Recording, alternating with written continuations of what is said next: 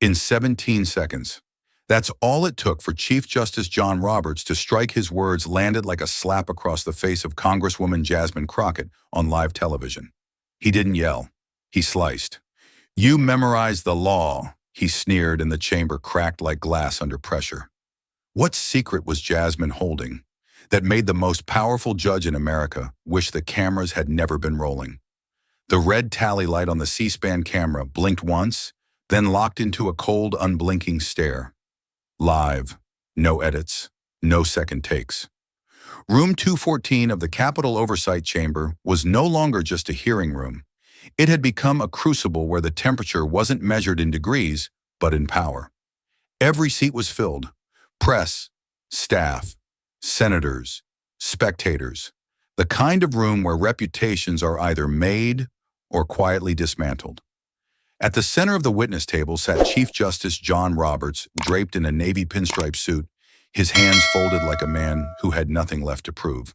To his right, legal aides. To his left, silence wrapped in confidence. But his eyes scanned the panel like a man preparing for a formality, not a fight. Then she entered. Congresswoman Jasmine Crockett stepped into the chamber without a word.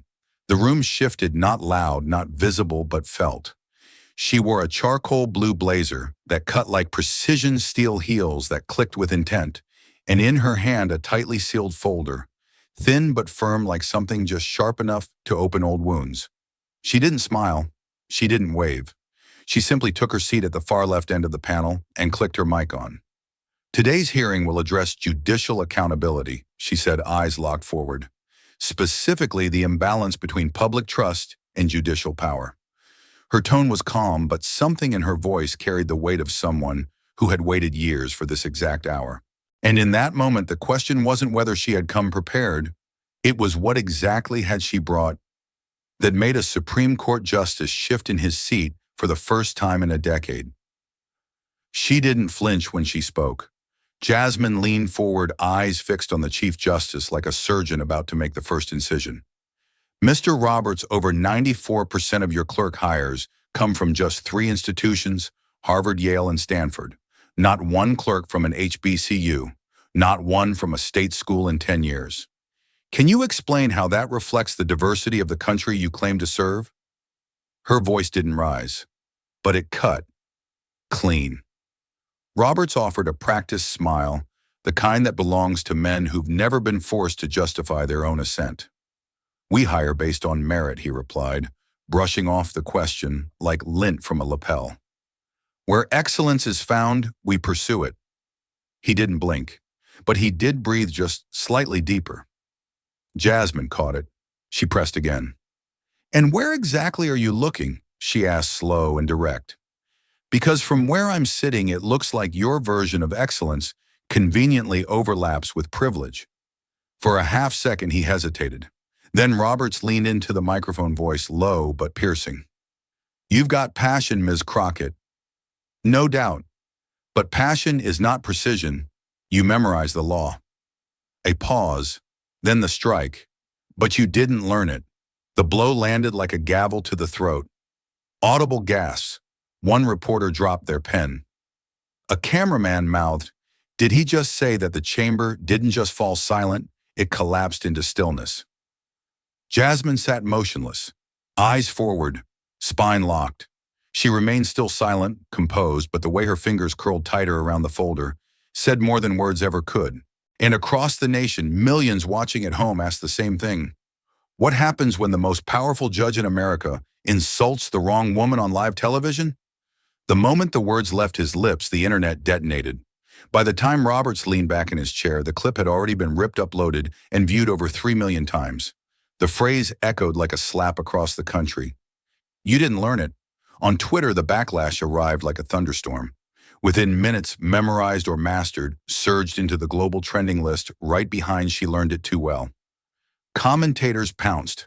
Fox News called it an honest correction of an overzealous freshman. MSNBC called it the quiet eruption of institutional arrogance. Former law students, activists, judges, even teachers, thousands weighed in. One retired public defender wrote, "If Roberts had said that to me in court, I'd have handed him my degree and burned it on his bench." The fire was no longer online. It was political, cultural, personal. But Jasmine, she said nothing. Not one word. She didn't need to. Because the way she stared across the bench, unshaken, unsmiling, told the world everything it needed to know. She wasn't shocked. She was documenting, measuring, waiting. Her hand never left the folder on the desk, fingers tightening ever so slightly. There was something in there, something not yet revealed, something heavier than just paper. And as the hearing dragged on, one truth rang louder than any testimony. Jasmine Crockett hadn't come to fight fire with fire. She had come to drown a legacy with facts, with silence, with strategy. What happens when you insult a woman who has nothing left to prove, but everything this system fears she might expose? She stepped out of the chamber for just 60 seconds, but the echo of his words followed her like smoke. You didn't learn it. They didn't sting her pride. They scraped at something older, something buried deep under years of restraint and fight. And as she stood alone in the corridor, back pressed against cold marble, it returned like a ghost through the walls. A dim room, a cracked window, her mother lying on a second-hand mattress wrapped in 3 coats because the heater hadn't worked for months. Jasmine sat cross-legged on the floor, flashlight between her teeth. Textbooks balanced on her knees. Outside sirens. Inside silence, except for her mother's voice, barely a whisper. They won't give it to you, her mother said. Not the job, not the credit, not even the air. You'll have to take it. But when you do, don't ever ask permission. That night she studied until her eyes bled red and the batteries died. She memorized every amendment, every exception clause, every case that had ever turned blood into policy. She didn't do it for grades. She did it because she knew one day someone in a robe would look down on her and pretend not to see the fire. And now here he was, in a suit, with cameras, saying out loud what the system had always muttered behind closed doors. There were no tears, no trembling, only a whisper from deep within, you'll have to take it. And the question wasn't whether she remembered the law. It was whether John Roberts remembered who taught her why it mattered. She returned to her seat with fire behind her eyes and data in her hands. No theatrics, no shouting. Just a slow, deliberate unsealing of the folder that had sat like a loaded weapon since the moment she entered. Page after page, Jasmine laid them out.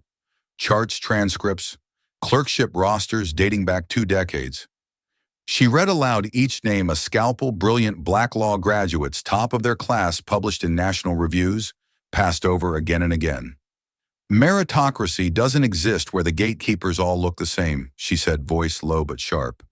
You don't hire for excellence, you recycle pedigree. She didn't raise her head when she said it. She didn't need to. The chamber was silent, held captive by the math. Roberts shifted in his seat for the first time since the cameras began rolling. And then he snapped. We select on merit, not optics, he said, tone clipped and sterile. But the way he leaned into the mic, the flicker of irritation in his jaw, he wasn't defending policy anymore. He was defending himself. The air thickened. Jasmine didn't respond. Not immediately. She just slid forward in her seat, gripped the edge of the desk like she was holding onto a cliff, and stared at him with the weight of 100 denied futures behind her eyes. Outside the chamber, millions leaned closer to their screens. Because this wasn't just about clerkships anymore.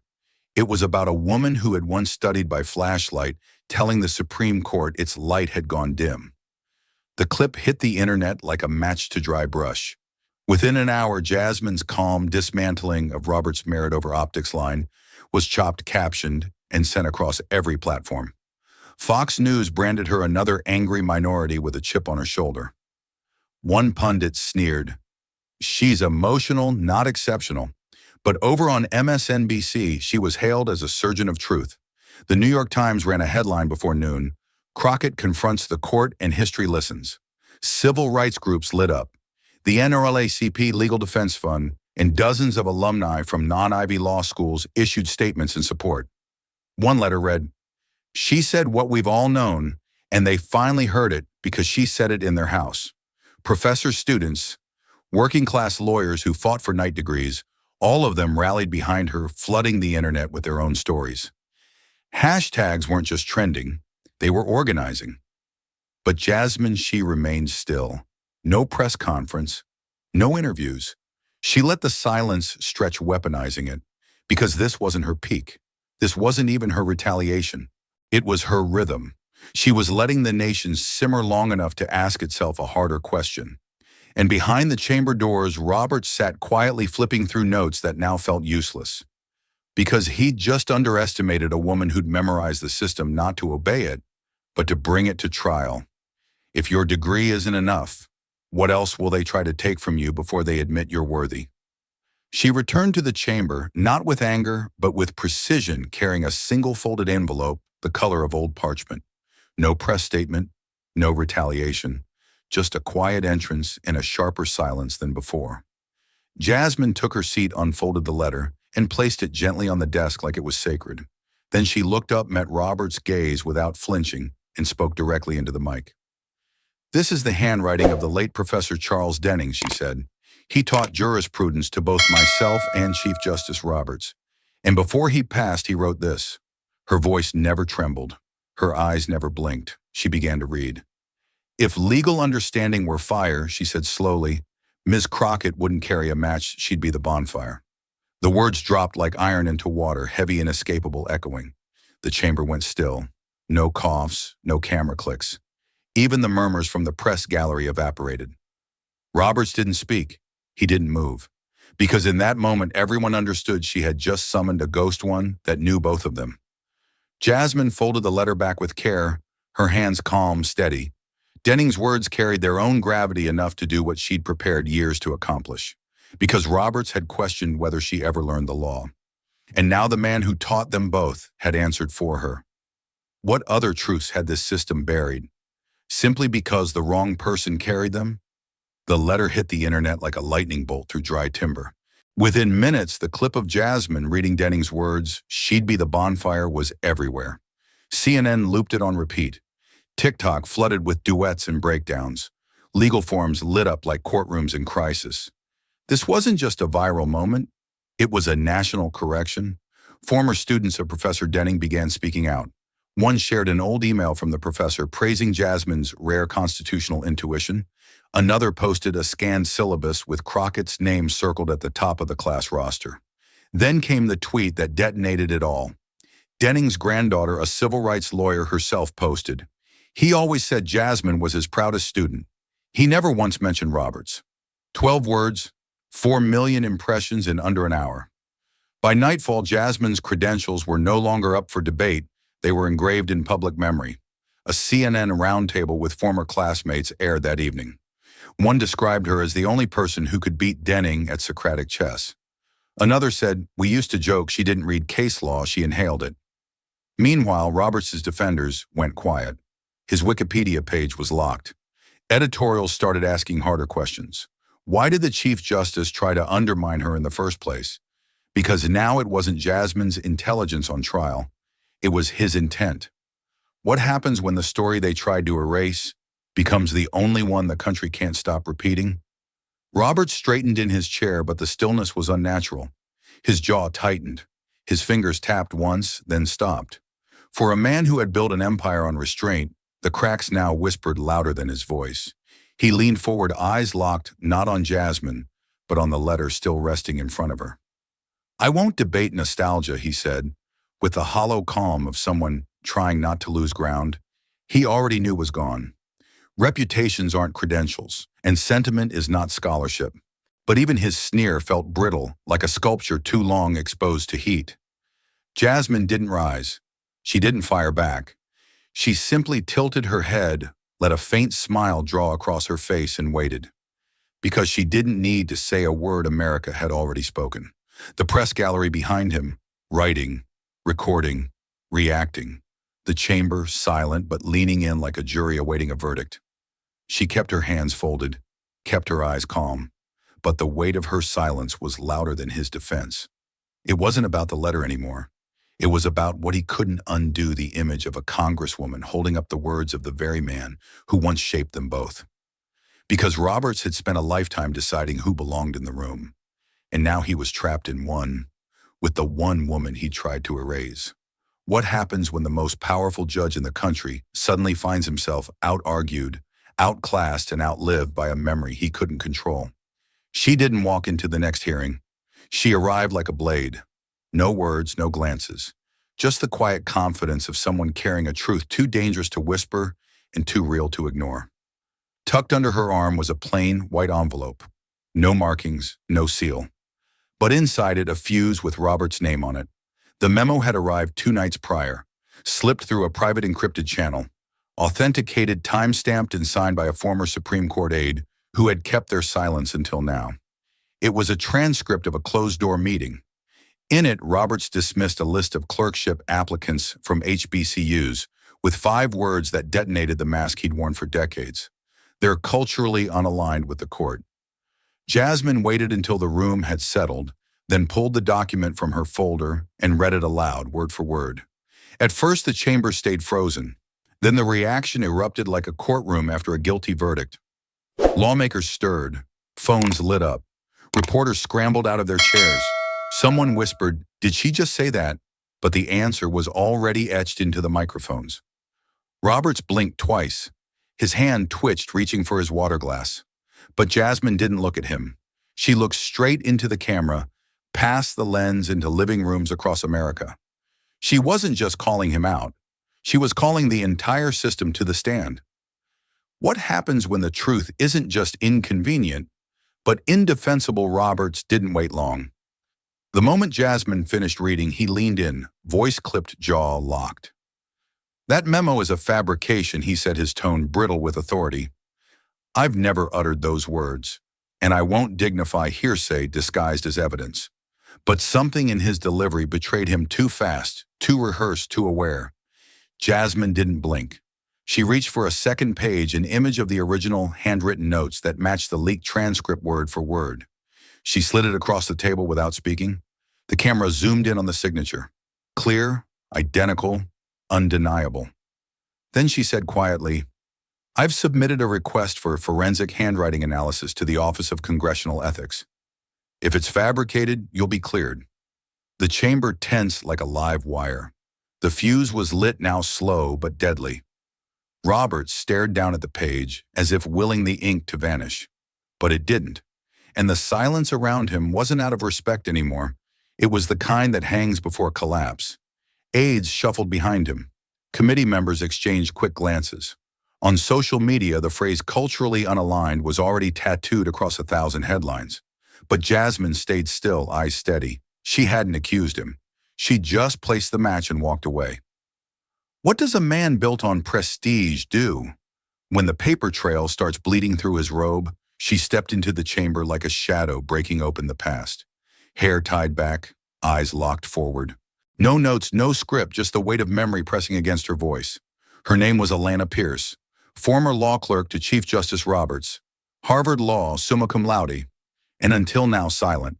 She raised her right hand, took the oath, and exhaled like someone about to detonate the truth. "He told me," she said clearly, "that I was lucky to be let in." The room stilled. No one breathed.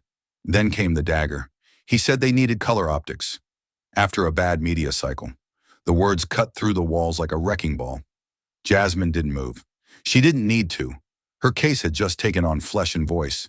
The committee erupted. Gasps, murmurs, chaos. Reporters typed like stenographers possessed. One senator dropped his pen. Another whispered, "It's over." Roberts stared straight ahead, stone-faced, but the silence around him had shifted. It was no longer the silence of command.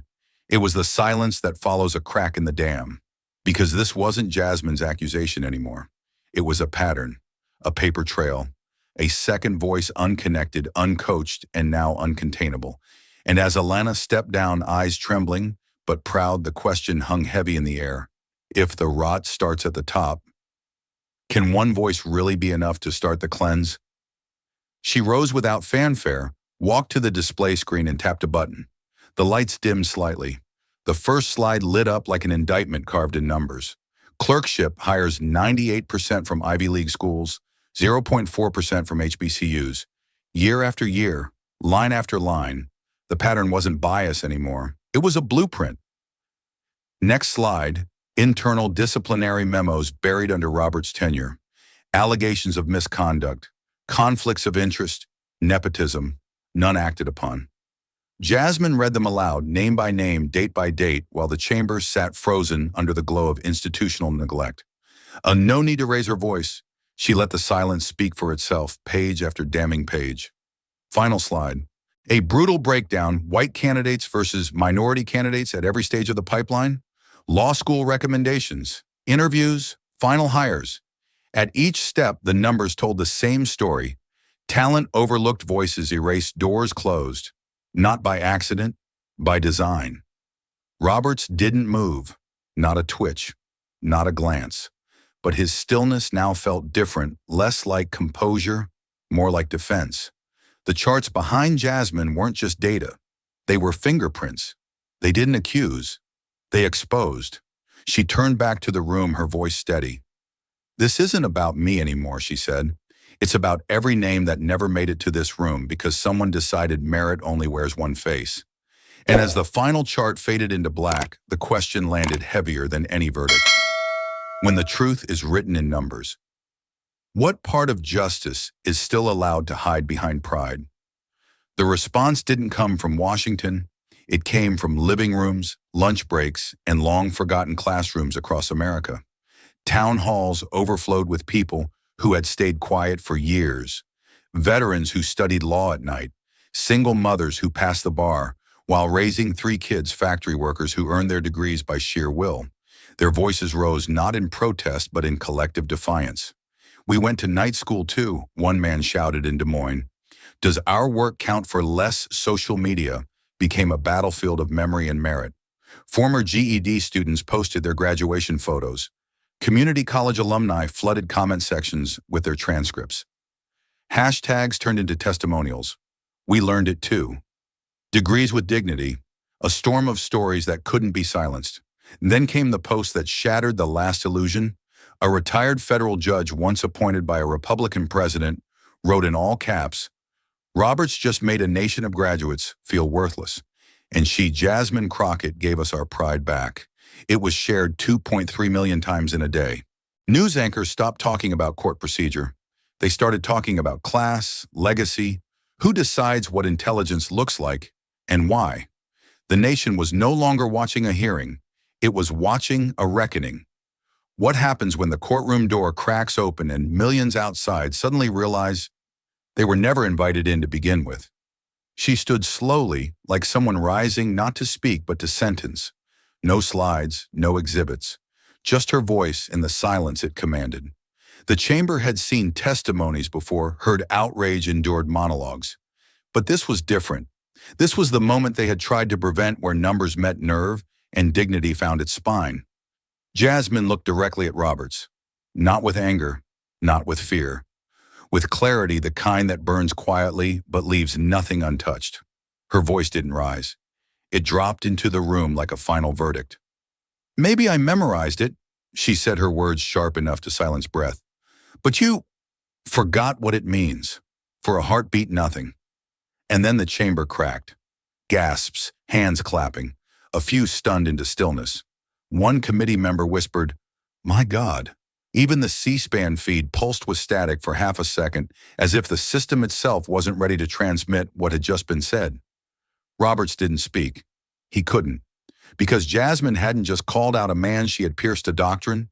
She'd exposed what happens when tradition drapes itself in power and forgets who the law was written for.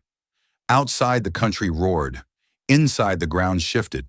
Can truth really outlast tradition? When tradition is armed, robed, and convinced it is truth itself, the line detonated across every screen in America. "Maybe I memorized it, but you forgot what it means."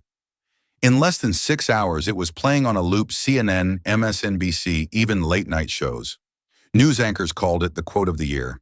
Op-eds hailed it as the moment dignity dismantled a dynasty. On social media, the phrase became gospel. It was printed on mugs, stitched into protest signs, graffitied onto law school walls. Even high school civics teachers began writing it in chalk across blackboards. Something about it cracked the polished veneer of judicial untouchability.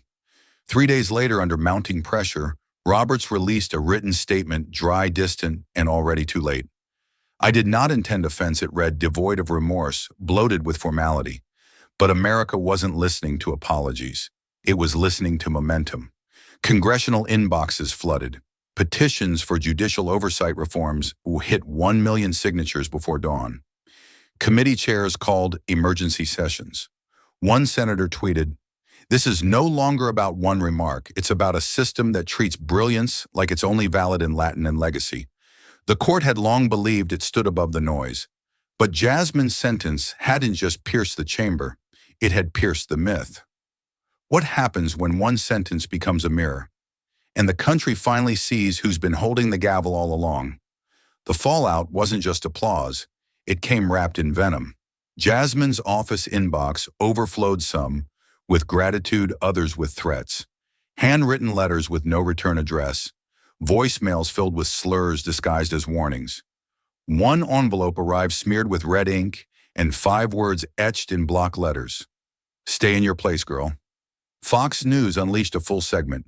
"Is Jasmine Crockett the most dangerous woman in Washington?" the host asked, tone smug, eyes sharp. B-roll flashed of her standing tall, confronting Roberts, layered with ominous music, as if courage itself was a criminal act. They didn't challenge her facts. They attacked her fire. But for every threat, something else arrived. Something more powerful. Letters from nurses, janitors, retired teachers. Women who had stayed silent their whole lives because they were told they were too loud, too ambitious, too dark, too female, too unrefined. Now they wrote in shaky cursive, "You made me believe I belonged in the room too." Jasmine read each one. She didn't frame the hate, she framed the hope. Because while the system roared back like a wounded giant, the people, especially the forgotten women, were beginning to rise. What if being called dangerous is the first sign you've finally become powerful enough to change something? Days after the storm, Jasmine stepped into a modest public school on the south side of Dallas. No cameras, no microphones, just chairs too small for the size of her fight. The classroom buzzed with nervous energy. Young girls of color sat with notebooks on their laps and questions in their eyes. Future lawyers, future judges, future women who'd already been told they were too much, too fast, too loud. She didn't lecture. She listened first, and then she leaned forward, voice steady, low, and carved from the trial she had survived. "They will measure you," she said, "by your clothes, your tone, your degree, your silence. But you decide how you respond." The room didn't move. Every breath belonged to her. One girl raised her hand and asked, "What if they say we don't belong?" Jasmine smiled, the kind that hides fire beneath grace. "Then you stay, you speak, and you show them what belonging looks like." The girls didn't applaud. They didn't have to. Something deeper had passed between them, a handoff, quiet but eternal. The kind of moment that doesn't go viral, but goes generational. Jasmine stood to leave, her heels echoing down the hall, not like footsteps, but like a signal. Because while Roberts had tried to erase her with a sentence, she had rewritten something far larger with presence. Is it possible that one woman's courage just opened the door for 1,000 more to step in behind her? The gavel never dropped. No indictments, no front-page resignation, just a quiet tremor beneath marble walls that once felt untouchable. Behind closed doors, the Senate Judiciary Committee opened a formal inquiry into Roberts' clerkship selection practices. No press release, no spotlight. But the leak was deliberate, and the message was clear: the myth was cracking. Public trust in the Supreme Court slipped to its lowest rating in over half a century. Editorial boards across the country stopped using words like impartial and revered. They replaced them with insulated, unaccountable, out of touch. The court's silence, once its shield, now sounded like guilt with a golden trim. Roberts canceled 2 speaking engagements, declined interviews, abandoned a long-planned public lecture at Yale. His name remained on the bench, but his presence dimmed. The man who once shaped national policy with a glance now walked the halls like a shadow, trying not to be recognized. And Jasmine. She never called for his removal, never demanded a reckoning. She didn't have to. The country was doing it for her, one headline, one hearing, one shaken tradition at a time. What happens when the one who judged everyone finally begins to feel the weight of judgment himself? The invitation arrived not with fanfare, but with weight. Jasmine Crockett, once dismissed as too passionate, too junior, too loud, was now the keynote speaker for the American Bar Association's national conference. The room was filled with judges, professors, clerks, and partners in $1,000 suits. But when she took the stage, she didn't speak to titles. She spoke to truth. Her voice stayed calm, her stance still, and somehow that quiet landed harder than thunder. She simply stood tall and steady and delivered words that cut deeper than any ruling. The law isn't just what we write, she said, her tone quiet, deliberate, final. It's what we remember when power forgets. A pause and then stillness. The kind that comes when even the powerful feel small. The first to rise was a former appellate judge, then a public defender, then a row of law students standing with their phones still recording, eyes glassy. The ovation spread like a current. No one clapped politely. They clapped like people who knew they were seeing the future wrapped in fire, framed by justice, and spoken in a voice no longer waiting for permission. Because Jasmine hadn't just answered an insult. She had redefined who speaks for the law. And when the roar of the room swallowed her final words, the question wasn't whether she belonged at that podium. It was why it took so long to get her there. The headlines had begun to fade. The hearings were over. The cameras had moved on. But in the stillness of her office, beneath the soft hum of a desk lamp, Jasmine Crockett opened one last envelope postmarked from a town she'd never heard of, written in handwriting that trembled with age. Inside a single sheet of paper. No return address, just a voice that needed to be heard. I'm 64, it read. I never finished college. I was told people like me didn't belong in rooms like yours. But after what you did, I enrolled again. Because maybe I didn't just memorize the law either. Maybe I'm just now learning what it means. Jasmine didn't speak. She didn't smile. She just leaned back in her chair, the letter resting on her chest like armor. No applause, no spotlights.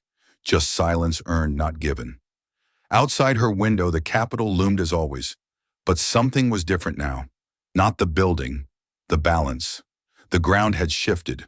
Not with a scream, but with a sentence. A fire quiet enough to spread without warning. Because in a world that keeps demanding proof of worth, she had answered without rage. She had answered with reason. And the question now wasn't whether she'd won. It was, if you had to prove your worth again and again, would you burn the house down or make them rebuild it around your name? Not everyone is born to be heard, but sometimes a single sentence spoken at the right moment can shake the foundation of silence itself. When your worth is questioned, when your dignity is dismissed, what holds you steady isn't the title you carry, but the courage not to step back. How many times in your life have you stayed silent because you thought you weren't enough? And if today was the first time you spoke up, what would you say? If this story struck a nerve, don't just scroll past it. Like, share and subscribe to Hill Insights, where quiet truths become loud enough to change the room. Hit the bell, because next time the silence they break might be yours. What moment made you pause, reflect, or feel seen? Drop it in the comments. Your voice isn't just welcome here. It's needed. This dramatized story is inspired by real struggles and real people. All characters and dialogue are fictionalized for commentary and education. It is not intended to defame or mislead, but to inspire reflection and civic awareness. Thanks for watching. Truth doesn't end, it waits to be heard.